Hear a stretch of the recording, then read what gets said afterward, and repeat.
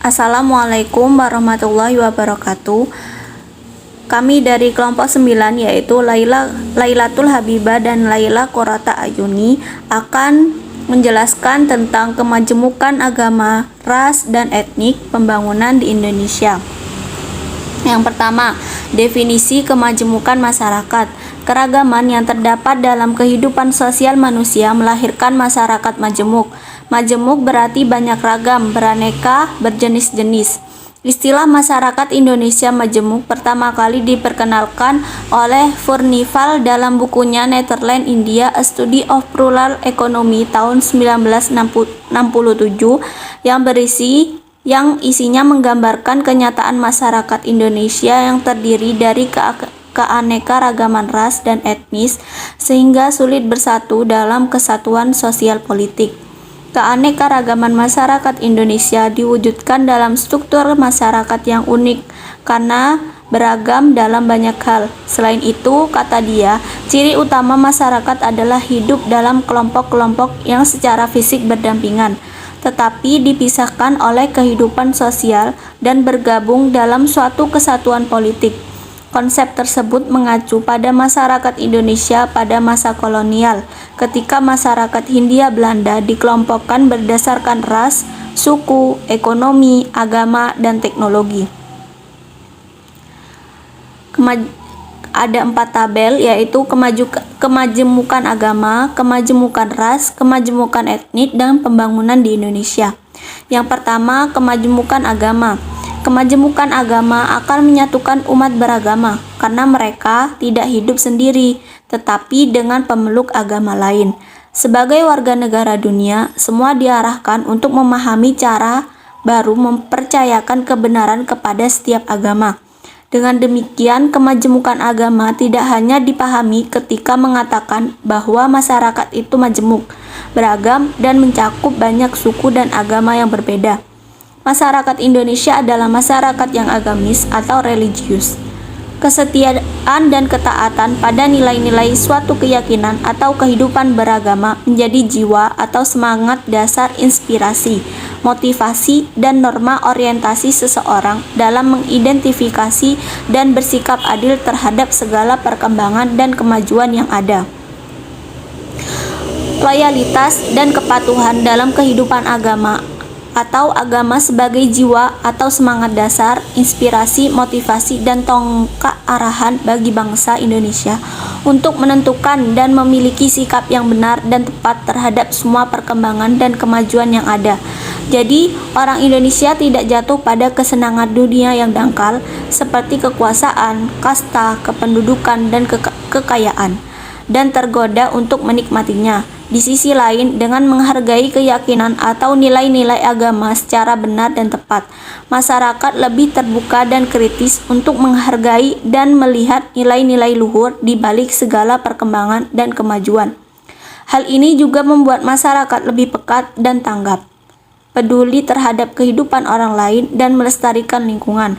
Dengan demikian, manusia tidak kehilangan jati diri dan identitasnya sebagai penyeragam agama dan sebagai manusia bagi orang lain di tengah kemajuan tingkat peradabannya sendiri. Yang kedua, kemajemukan ras. Kata ras berasal dari bahasa Prancis dan Italia yaitu raza. Pertama kali istilah ini diperkenalkan Francois Barnier, antropologi Prancis, untuk menunjukkan ide-ide tentang perbedaan manusia berdasarkan karakteristik warna kulit dan bentuk. Setelah itu, orang kemudian mengatur hierarki manusia tentang karakteristik fisik biologis. Dari sudut pandang biologis, manusia adalah spesies tunggal, yaitu populasi campuran dari asal yang sama. Keanekaragaman di antara manusia itu sendiri merupakan hasil dan proses diferensiasi dan rekombinasi dalam spesies itu sendiri. Ahli genetika menegaskan bahwa keragaman manusia pada dasarnya diadopsi dari beberapa sifat orang tua, seperti bentuk hidung, warna kulit, bentuk dan warna rambut, warna mata, dan lain-lain. Unit yang membawa sifat-sifat ini disebut gen. Ribuan pasang gen tersusun dalam pasangan kromosom, tetapi setiap sel reproduksi pria dan wanita hanya membawa satu salinan dari setiap pasangan gen. Hasil kerjasama, pembuahan, dan atau perkawinan tersebut kemudian berkembang pada setiap janin sehingga jumlah pasangan gen menjadi sama seperti pada ibu dan ayah. Kebanyakan ilmuwan dewasa ini sependapat bahwa semua kelompok ras termasuk dalam satu rumpun yang merupakan hasil dari suatu proses evolusi, dan semua kelompok ras kurang lebih sama kadar kemiripannya dengan hewan lainnya. Di dunia ini dipenuhi berbagai ras. Klasifikasi ras terbagi atas 4 kelompok, yaitu Caucasianoid, Negroid, Mongoloid. Kaukasoid ditandai dengan kulit dan mata terang, rambut mengkilap bergelombang, hidung sempit, bibir tipis, dan berbulu badan lebat. Negroid, kelompok yang berkulit hitam, rambut hitam keriting halus, mata gelap, hidung lebar dan datar, bibir tebal, kepala panjang, postur tubuh pendek dan kokoh. Mongoloid bercirikan kulit kuning terang sampai coklat, mata coklat, rambut hitam lurus hitam mengkilap, hidung dan muka datar, kepala datar, tulang pipi menonjol, postur tubuh pendek dan kuat.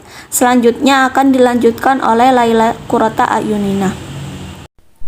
4. Golongan Melayu Mongoloid memiliki ciri-ciri rambut ikal atau lurus dan muka yang bulat. Golongan Melayu Mongoloid ini adalah golongan terbesar yang ditemukan di Indonesia dan mereka dianggap sebagai nenek moyang bangsa Indonesia. Golongan ini dibagi menjadi 2, yaitu golongan Melayu tua atau Proto Melayu dan golongan Melayu muda atau Deutero Melayu. Kemudian ada kemajemukan etnis atau suku bangsa. Suku bangsa sebagai kelompok sosial atau kesatuan hidup yang memiliki sistem interaksi yang ada karena kontinuitas dan rasa identitas yang mempersatukan semua anggotanya, dan juga serta memiliki sistem kepemimpinan sendiri. Etnis didasarkan pada adanya kesamaan budaya dalam kelompok. Karena adanya perbedaan-perbedaan suku bangsa, agama, adat, dan kedaerahan seringkali disebut sebagai ciri masyarakat Indonesia yang bersifat majemuk. Pengaruh kemajemukan masyarakat Indonesia. Pengaruh kemajemukan masyarakat Indonesia ini berdasarkan suku bangsa, ras, dan agama dapat dibagi atas pengaruh positif dan negatif. Pengaruh positifnya yaitu terdapat keanekaragaman budaya yang begitu banyak di Indonesia sehingga terjalin secara harmonis dan serasi sehingga mewujudkan integrasi bangsa yang baik. Kemudian pengaruh negatifnya ada primordial. Karena primordial ini merupakan sikap kebudayaan daerah, agama, dan kebiasaan dari masa lalu yang tetap bertahan atau tetap dibawa hingga masa kini. Dan sikap primordial ini biasa disebut dengan etnosentris atau sikap yang berlebihan. Sikap ini bisa menghambat terjadinya integrasi sosial atau integrasi bangsa karena yaitu tadi, ia terlalu berlebihan. Kemudian stereotip etnik. Stereotip etnik ini diterapkan tanpa memandang bulu terhadap semua anggota kelompok etnis yang distereotipkan dan tanpa memperhatikan adanya perbedaan yang bersifat individual. Kemudian pembangunan di Indonesia. Pembangunan di Indonesia ini sudah selayaknya berorientasi kepada budaya bangsa karena untuk mencapai keselarasan harus memperhatikan nilai-nilai kebudayaan bangsa dan juga kondisi dunia yang semakin mengglobal. Ciri-ciri kualitas kehidupan di masa kini. Yang pertama yaitu kualitas kehidupan global. Kedua, adanya kemajuan teknologi informasi dan komunikasi. Ketiga, menguatnya tekanan penduduk terhadap berbagai sendi kehidupan. Lalu, modal pembangunan nasional. Yang pertama ada kemerdekaan dan kedaulatan bangsa Indonesia.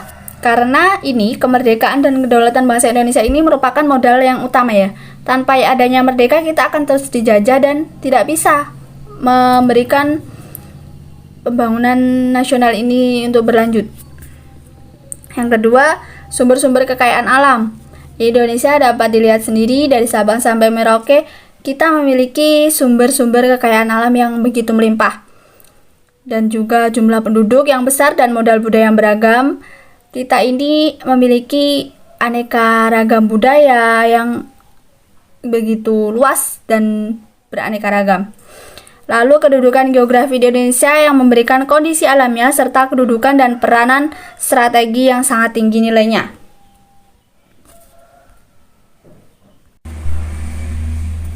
Terima kasih. Wassalamualaikum warahmatullahi wabarakatuh.